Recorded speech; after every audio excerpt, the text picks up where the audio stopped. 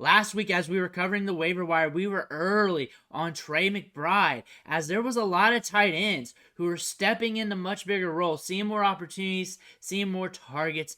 Zach Ertz out of the offense was a big deal for him because that made him a much more bigger proponent to the offense, seeing more opportunities, seeing more targets. And then last week, he hits in a big way. Everybody's interested in him now. Everyone's running to the waiver wire to get him now. You could have got him last week. But Trey McBride, somebody we need to talk about still because he's an interesting player. The tight end position in fantasy is very interesting as well. So we're going to talk about the dynamic around the position, how to strategize it, how to strategize around Trey McBride and everything else. But what you need to do right now is click that subscribe button. Tap it with your finger on your phone. Click it with your mouse on your computer, whatever you need to do to get the job done. We're doing deep dives on this waiver wire every single day, so you know about these lesser known players. Also, we're helping you set those lineups, get those trades done, and everything else. But let's look at Trey McBride again. We talked about him a lot as he was coming out for the draft a couple years ago. He was a big-time prospect, went in the second round, very productive. And he was getting a little bit of opportunity throughout the season. And then week 6 and week 7, it started to bump up a little bit. Zach Ertz got hurt. And then last week, saw an 82% snap share and scored you 25.5 fantasy points, catching 10 balls, 95 yards, and a touchdown. Getting a lot of targets, being used heavily in this passing game because he's got some talent. He's got some athleticism. And with the meat shield of Zach Ertz out of there, we have Trey McBride really there to soak up some targets in an offense that's up and down in some weird game scripts. But still, Trey McBride's a player you could use for the rest of the season, at least as a streamer. And he showed you what he can do. He showed you he can produce fantasy points on the field. Looking at last week, he ran 63 snaps, 81.8% snap share. 82% is what they said on Sleeper. 36 routes ran, 87.8% route participation rate. So he was on the field a lot, running routes.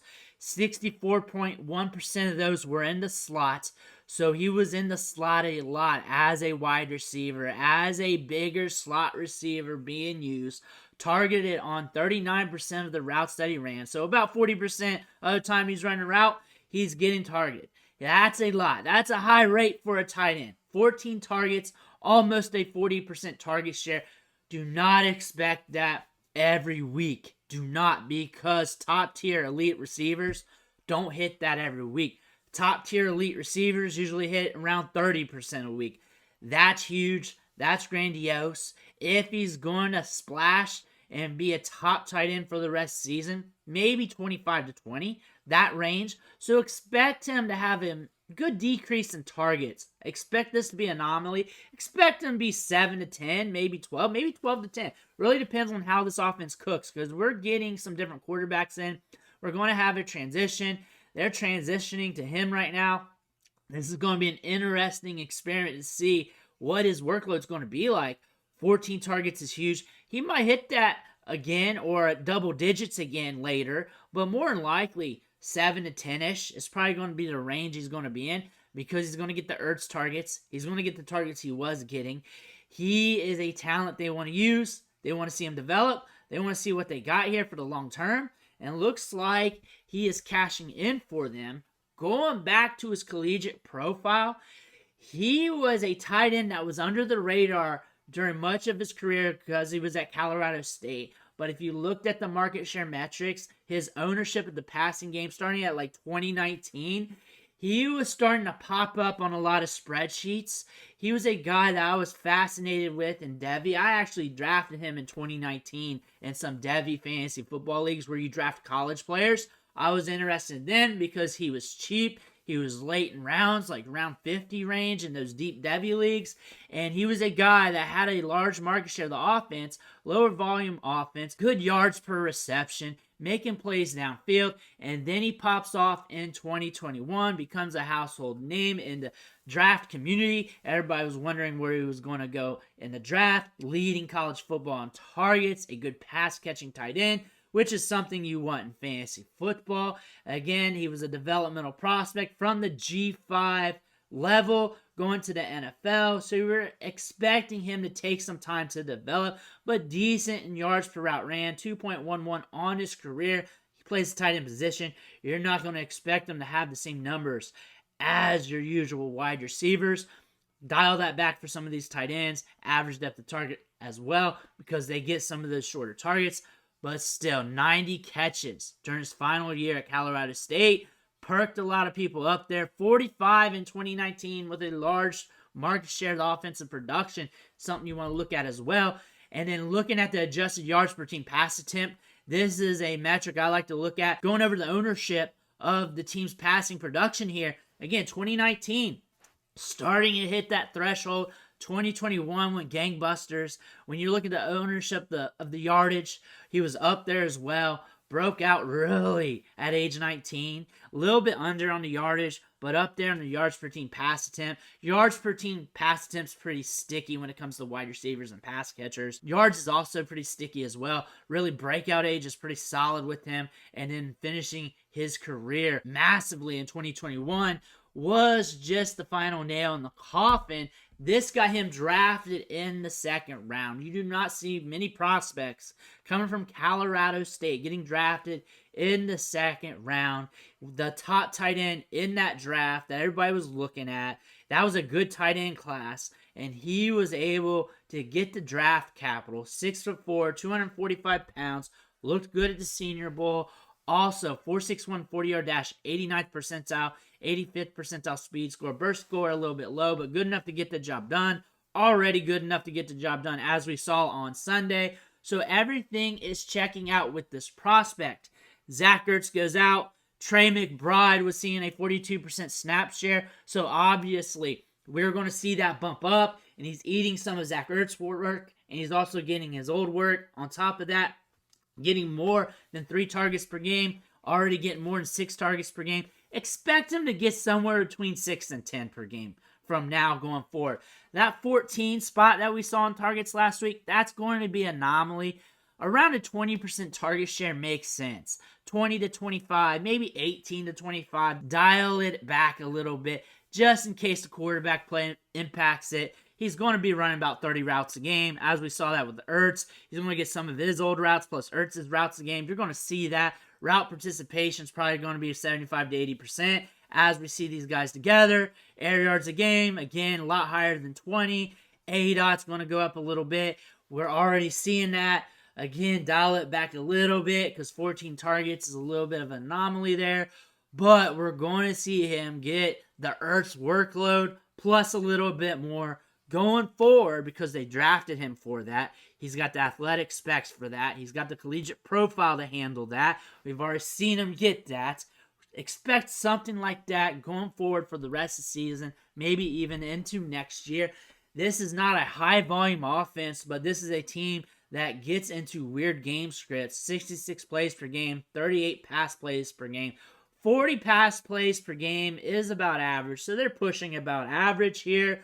Again, Zach Ertz was getting a large amount of the workload of the passing production here, second in receiving before he went out. 19% target share. Trey McBride is jumping up the numbers here since Ertz has been out. Obviously, when you get 14 targets, expect him to usurp Michael Wilson. Expect him to usurp Ertz's number. Expect him to climb this list. Marquise Brown is the target hog. He's the air yard hog. He is going to get the opportunities. And then McBride's going to get that short to intermediate part of the passing game. They're hurting at running back right now. Those shorter passes. They're using a little bit to Tamari Demercado here and there. But Trey McBride's going to be getting some work because he's got the athleticism to do it. They're putting him out in the slot. He's getting opportunities. He's running with it. Expect him to cook a little bit more. I like Michael Wilson. I think he's going to get more opportunities as we get later in the year. Pay attention to that. But Trey McBride is going to get some of those Ertz targets, almost all of them, plus his, which is what we saw on Sunday. Looking at the Cardinals' schedule going forward, it's up and down. Expect him to be up and down a little bit because tight ends are up and down. But when we look at tight ends and the variance, we covered this in another video. But really think about this. The difference between a tight end 10 and a tight end 25 really isn't much difference. About 5 to 6 fantasy points. This is all from the season, from week 1 to week 7. And this has been a trend for the last few years, for a long time. And it's been a joke on this channel for a long time because this is real.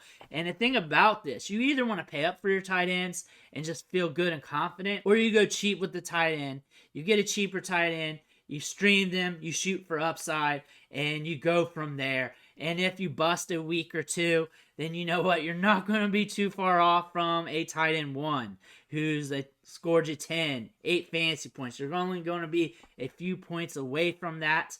This week, week 8 was actually decent for tight ends. We got double digits going to I think tight end 13 or so. That's a little bit of an anomaly. There's a lot of weeks the tight end 10 gets you 8 or 9 fantasy points. Usually they hover around the 10 to 11 range. As you see here, that's usually about the average. And that's usually not too far off from a guy scoring 15 spots below him, about 6 or so fantasy points. So if you miss, you're not missing big. I know you want the points in your lineup. We always do. But it's not going to kill you if you want to shoot for upside, swing for the fence, try to get a top 3 player at the position for that week, top 5. And if you fall on your face, it's not going to kill you. And he is a guy you can swing for the fences with to see what happens. He's free right now, but remember you're playing the matchups too. And remember, these tight ends are very volatile. Even Kelsey's volatile from week to week. He's not always up there in the top 3. He's up and down as well. So you got to remember that. You either want one of those top tight ends, Andrews, Kelsey, one of those top guys, or you want to pay down and then play the matchups and just see if you can swing for the fence and hit. If you don't hit, you're not going to be too far off. You need a tight end streamer. That's why you need him. You need a tight end that's getting targets, running routes. You're hurting at the position. That should be about half the teams in every league. They should be playing the waiver wire pretty heavy. You don't need him because you're good at tight end. Having 2 tight ends in a 1 tight end league that's not premium at the position is stupid. You need to use that roster spot for a running back or wide receiver. That's why we talk about stashes at running back so much on this channel. Do not have 2 quarterbacks or 2 tight ends in 1 QB and 1 tight end leagues that have no premiums for the position and scoring.